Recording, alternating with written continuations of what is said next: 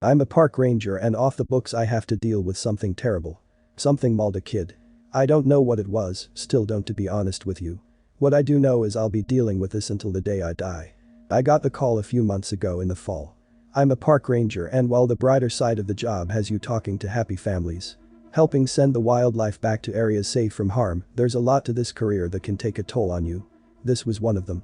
I pulled into a clearing of a forest in New Hampshire. White pines and firs as far as the eye can see.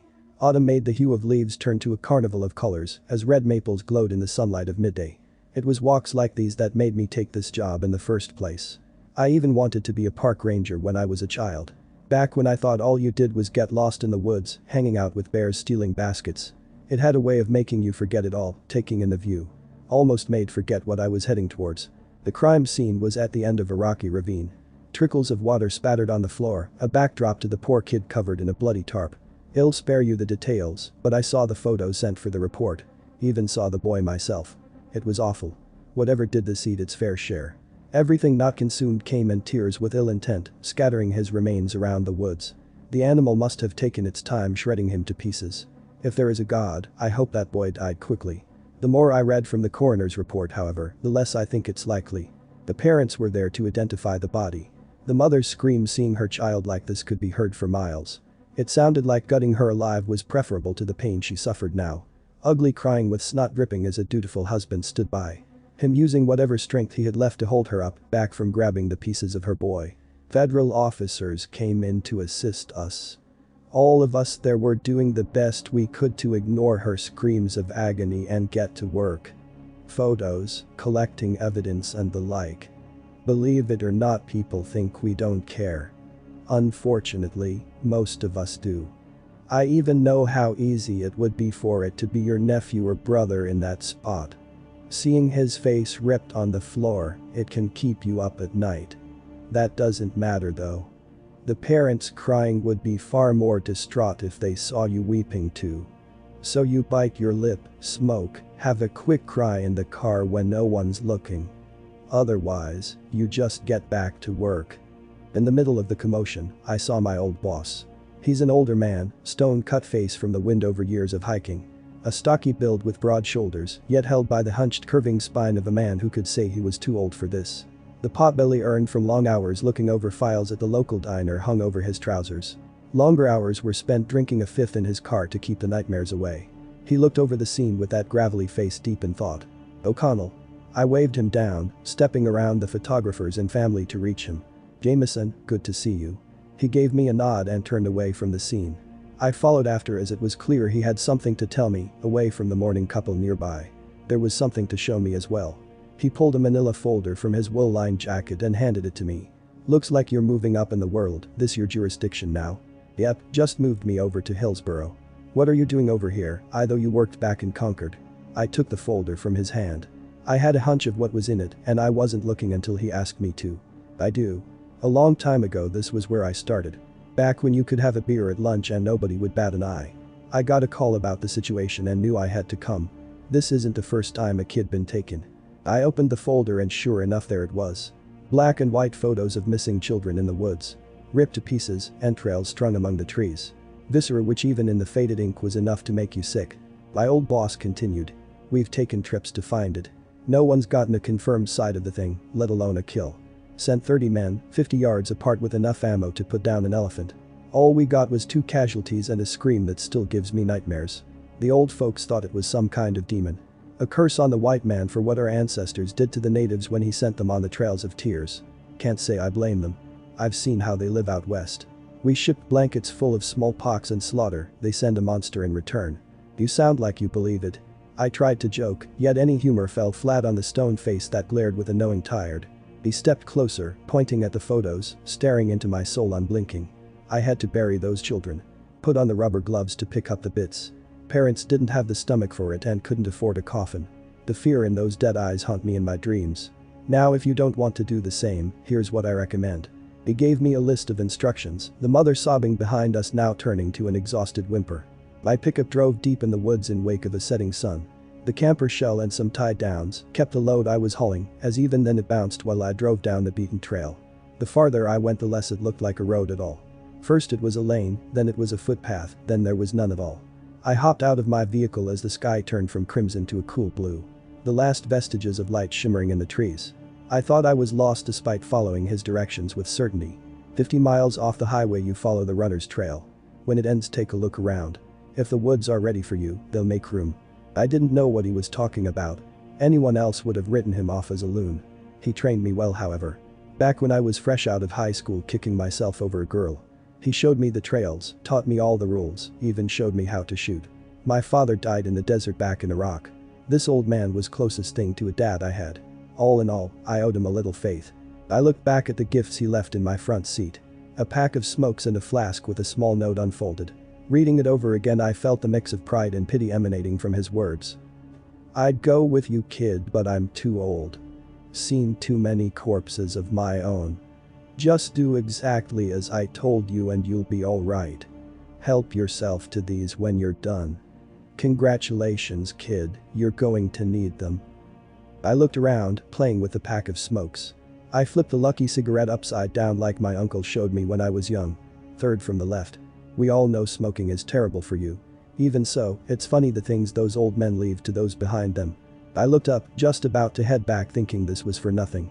Sure enough, however, I found what he was after. The thicket in front of me, a wall of saplings and branches, now had a break. It started small, yet as the sun went down and wind began to swell. The branches creaking as they gave way with all manner of twists and turns. It started slow. Slow enough you would have mistaken it for just the wind. In minutes, however, the way was clear. The very grass and weeds lay down along the path, inviting me further in. I hopped back in my truck and drove slowly. I barely pressed the gas as the clearing squeaked me inside. I always heard the forest was alive. A great organism among the cells of bark and pine. I thought him drunk, yet the old man was right. The woods made way to let me in. At the end of the path, I found a clearing hid from civilization. There in my high beams was a cement flight of stairs. No debris from a house undone. No foundation to explain it being there. A lone flight of stone steps railed with an iron banister, curling into the night above. The steps ended sharp as they reached into the sky. Broken beams of iron pointing like curled fingers to the stars glimmering high above. The air had a severance to it, like stepping before an ancient temple. My hands shook as I stood before the stairway. Nothing prepared me for what I'd gotten into. And yet, keeping my composure, I walked around to open up the back. A corpse of a whole pig lay stretched across the truck bed. Its stomach hung open and flaps gutted as its blood seeped onto the tarp below. With all the strength I could muster, I pulled on the tarp as it slid across the bed of my vehicle. It took 5 minutes before my efforts answered with the heavy thump of the carcass landing in the woods. Thank God the stink was minimal, the heat from the vehicle only beginning to let it turn. I dragged it still further before the steps, those stairs drawing me in with a strange magnetism. Inviting to see them more as the contrast of that cold stone was so stark to the woods around. Without thinking, my hands even reached for it, yet the old man's words echoed in my head back from when I started. He was half drunk on a night watch for poachers back then, me too green to find it odd or even care. When he drank, the demons would come to haunt him, or maybe they haunted him still. The man only drawing from his flask to numb their fingers on his shoulders. In one of his rants, he told me plain. If you ever see a flight of steps here, don't even think of touching them. You'll never leave the woods alive. He pulled deep from the very flask now sitting in my car, muttering to himself. I'm sorry, Phil.